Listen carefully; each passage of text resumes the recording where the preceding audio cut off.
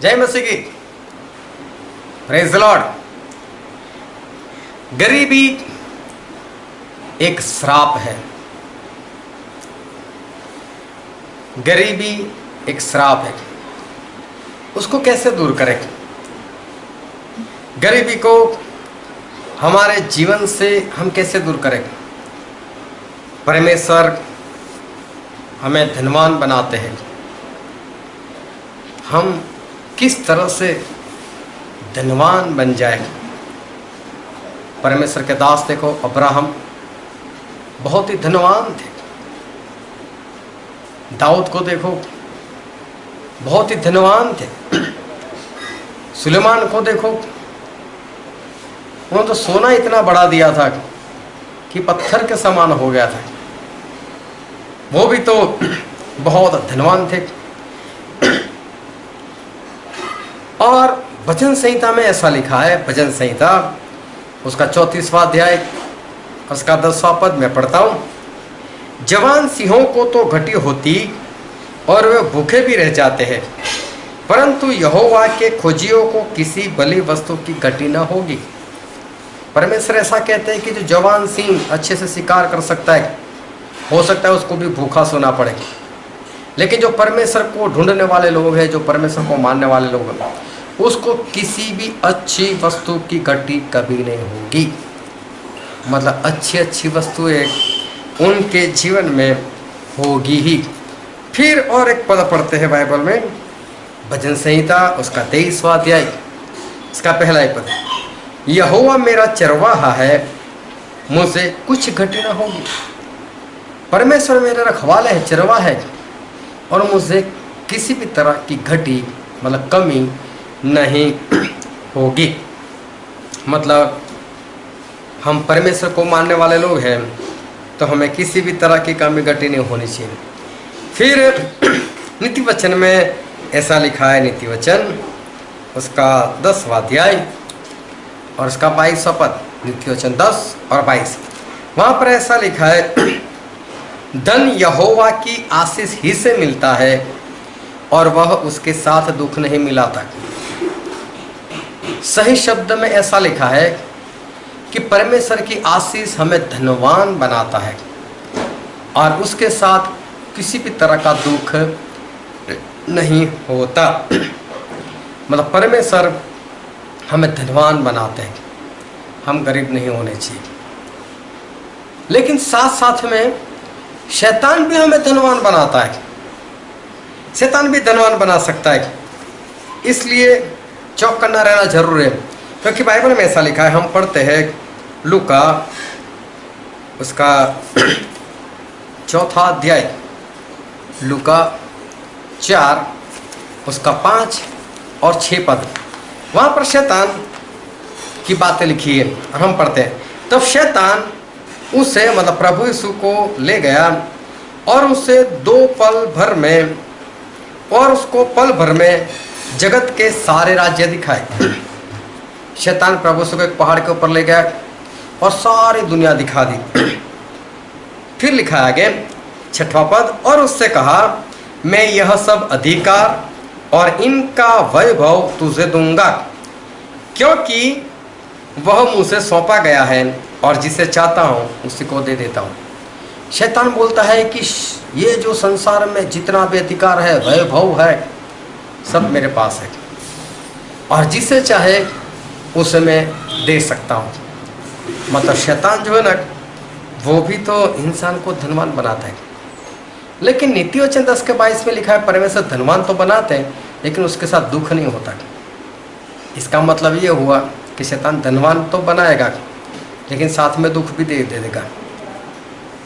पैसा देगा लेकिन 40 रुपये किलो वाली चीनी नहीं खाने देगा। पैसा देगा लेकिन 20 रुपये किलो वाला टाटा नमक नहीं खाने देगा। बीमारियां ऐसे दे देगा। तो शैतान भी धनवान बनाता है लेकिन साथ में दुख भी वो तो देता है। लेकिन प्रकाशित वाक्य में ऐसा लिखा है, प्रकाशित वाक्य उसका 3रा अध्याय और हम पढ़ते उसका 17 पद, उसमें ऐसा लिखा है, तू जो कहता है कि मैं धनी हूँ और धनवान हो गया हूँ और मुझसे किसी वस्तु की घटी नहीं।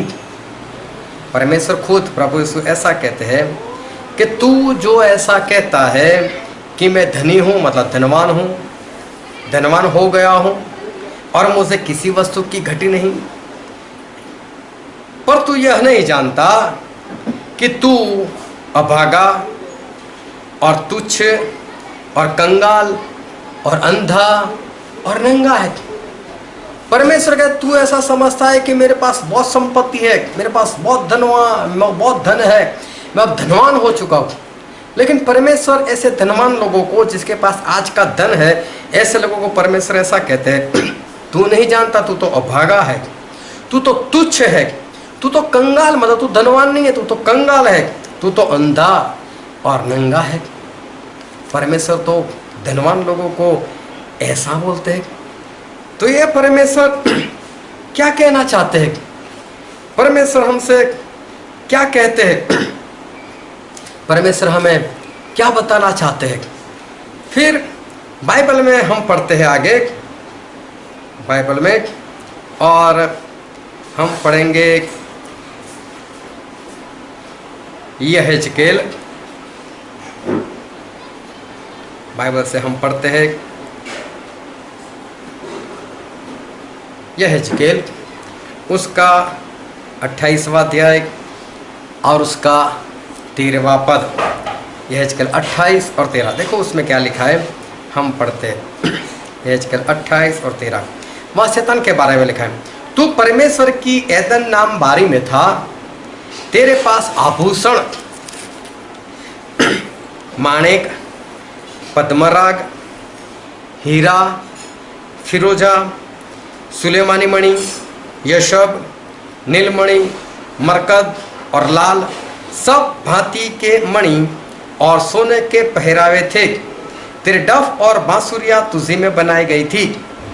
जिस दिन तू सिरजा गया था उस दिन वे भी तैयार की गई थी। शैतान के बारे में ऐसा लिखा है कि वो तो बहु मूल्यवान आभूषण पहनता था। अभी देखो वो आभूषण कौन से है। जब वो पवित्र था तब की बात करते हैं। हम गिनते कि तेरे पास आभूषण, सबसे पहले माणिक, फिर पद्मराज, फिर हीरा, फिर फिरोजा, फिर सुलेमानी मणि, फिर यशब, फिर नीलमणि, फिर मरकद और बाद में लाल। इन 9 तरह के मूल्यवान आभूषण की बात की। इन 9 कुछ और नहीं है। शैतान पहले वो किसी आभूषण से सुसज्जित नहीं था, लेकिन ये पवित्र आत्मा के वरदान और पवित्र आत्मा के फलों के बारे में लिखा है। पहला कुरिन्थी 12वां अध्याय 8 से 11 पढ़ोगे तो वहाँ पर पवित्र आत्मा के जो वरदान है वो लिखे हुए हैं। और हम पढ़ते हैं पहला कुरिन्थी 12 और 8 से लेकर 11। क्योंकि एक को आत्मा के द्वारा बुद्धि की बातें दी जाती है, दूसरे को उसी आत्मा के अनुसार ज्ञान की बातें, और किसी को उसी आत्मा से विश्वास, किसी को उसी आत्मा से चंगा करने का वरदान दिया जाता है। फिर किसी को सामर्थ के काम करने की शक्ति, और किसी को भविष्यवाणी की, और किसी को आत्माओं की परख, और किसी को अनेक प्रकार की भाषा, और किसी को भाषाओं का अनुवाद। तो यहाँ पर परमेश्वर ने जो पवित्र आत्मा के वरदान के बारे में लिखा है वो भी तो 9 है, वो भी पूर्ण रीति से 9 वरदान है। वो ही मूल्यवान हमारे लिए गहने हैं। फिर गलातिया में ऐसा लिखा है, गलातिया उसका 5वां अध्याय और 22 और 23 पद। वहाँ लिखा है, पर पवित्र आत्मा का फल प्रेम, आनंद, मेल, धीरज और कृपा और भलाई, विश्वास, नम्रता और संयम है। 9 फल। यहाँ पर फलों की बात की है, वो भी तो 9 है। सच में परमेश्वर ये कहना चाहते हैं कि शैतान पाप में आने से पहले पवित्र आत्मा के वरदान और फलों से पूर्ण रीति से भरा हुआ था। ये एक आभूषण से कम नहीं है। ये मूल्यवान पत्थर से, मणि से ये कम नहीं है। क्योंकि परमेश्वर ने कहा कि तू ऐसा बोलता है कि मेरे पास धन है, लेकिन मैं तो बोलता हूँ तू नंगा है, तू कंगाल है। तो फिर परमेश्वर कौन से धन की बात कर रहे? परमेश्वर पवित्र आत्मा के फल और परमेश्वर इस पवित्र आत्मा के वरदान की बात कर रहे। ये संपत्ति से, ये धन से हमें धनवान होना है, और जब ये धन आता है ना तो उसके साथ कोई भी दुख नहीं आता। संसार का धन आता है ना तो उसके साथ तो दुख आता है और वो शैतान देता है, लेकिन हमारे परमेश्वर तो ये पवित्र आत्मा के फल और वरदानों से हमें भर देते हैं। और व्यवस्था विवरण में ऐसा लिखा है, व्यवस्था विवरण उसका 28वां अध्याय, और हम पढ़ते हैं उसका 12वां पद, और उसमें ऐसा लिखा है, यहोवा तेरे लिए अपने आकाश रूपी उत्तम भंडार को खोलकर तेरी भूमि पर समय पर मेह बरसाया करेगा और तेरे सारे कामों पर आशीष देगा, और तू बहुत तेरी जातियों को उधार देगा, परंतु किसी से उधार लेना ना पड़ेगा। परमेश्वर तेरे लिए स्वर्ग को खोलकर तुझे देगा। तो स्वर्ग से खोलकर क्या देंगे? भारत की currency, American dollar, Canadian dollar, Australian dollar, क्या डालेंगे ऊपर से? नहीं, ये सब ऊपर नहीं है। परमेश्वर स्वर्ग से उसकी खिड़की खोलकर डालेंगे ना तो पवित्र आत्मा के वरदानों को, पवित्र आत्मा के फल को वो हमारे ऊपर बरसाएंगे, और हमारे परमेश्वर हमें उससे धनवान करेंगे। ये हमारे लिए सबसे बड़ा धन है। ये धन हमें ऊपर से मिलने वाला है, क्योंकि इस संसार का जो धन है उसके बारे में परमेश्वर क्या कहते हैं? हम पढ़ते हैं याकूब की पत्री में और उसका 5वां अध्याय, और हम पढ़ते उसका 1 और 2 पद। हे धनवानों सुन लो, तुम अपने आने वाले क्लेशों पर चिल्ला चिल्ला करो। परमेश्वर ऐसा कहते हैं, हे धनवानों तुम आने वाले क्लेशों के ऊपर चिल्ला चिल्ला करो। मतलब धनवानों के ऊपर तो बहुत बड़ी विपत्तियां, क्लेश आने वाले। फिर क्या लिखा है? तुम्हारा धन बिगड़ गया है, मतलब सड़ गया है, और तुम्हारे वस्त्रों को कीड़े खा गए। तुम्हारे सोने चांदी में जंग लग गई है, और वह तुम पर गवाही देंगी। देखो परमेश्वर बोलते हैं तुम्हारी धन दौलत तो सड़ चुकी है। बोले ये इस संसार के धन को तो परमेश्वर घृणा करते हैं। परमेश्वर इस धन की बात नहीं करते, क्योंकि और भी हम बाइबल में पढ़ते हैं, मत्ती और उसका 19वां अध्याय, मत्ती 19, और हम पढ़ेंगे उसका 23वां पद, और मैं आपके लिए पढ़ता हूँ। तब यीशु ने अपने चेलों से कहा, मैं तुमसे सच कहता हूँ कि धनवान का स्वर्ग के राज्य में प्रवेश करना कठिन है। कितना स्पष्ट लिखा है, धनवान का स्वर्ग के राज में प्रवेश करना कठिन है। इस संसार का धनवान, सोना चांदी पैसों से धनवान, उसका स्वर्ग में राज में प्रवेश करना कठिन है। और आगे मैं पढ़ता हूँ कि क्या लिखा है। प्रभु से ऐसा कहते हैं, फिर तुमसे कहता हूँ कि परमेश्वर के राज्य में धनवान के प्रवेश करने से ऊँट का सुई के नाके में से निकल जाना सहज है। अभी सुई इतनी आती है, उसका नाका तो मैं उंगली से बता भी नहीं सकता, क्या उसमें से उठ जाएगा? मतलब परमेश्वर ये कहना चाहते हैं वहाँ से उठ नहीं जा सकता, तो धनवान कभी भी स्वर्ग में प्रवेश नहीं कर सकता। इस संसार का धनवान जो है वो कभी भी स्वर्ग में प्रवेश नहीं कर सकता। इसलिए परमेश्वर ये कहना चाहते हैं कि संसार का जो धनवान है वो तो नाश हो जाएगा। एक बार कोई धनवान आया प्रभु से के पास और आकर बोलता है हमारा बंटवारा कर दो। प्रभु से ने बोला तुम लोग मूर्ख लोग हो, मैं इस संसार के धन को बंटवारा करने के लिए नहीं आया। और लुका में फिर लिखा है, लुका उसका 12वां अध्याय, और हम पढ़ते हैं उसका 21वां पद। ऐसा ही वह मनुष्य भी है जो अपने लिए धन बटोरता है, परंतु परमेश्वर की दृष्टि में धनी नहीं, वो मूर्ख है। प्रभु ने एक दृष्टांत दिया कि किसी ने बहुत सारे, उसके खेत में बहुत सारी उपज आई, और उसने कहा कि मैं बड़ा बड़ा गोदाम बनाऊंगा और उसके अंदर मैं सारा अनाज रखूंगा और मेरे प्राणों को कहूँगा, हे प्राण, बहुत सालों के लिए तेरे पास बहुत कुछ है, खा पी और आराम कर।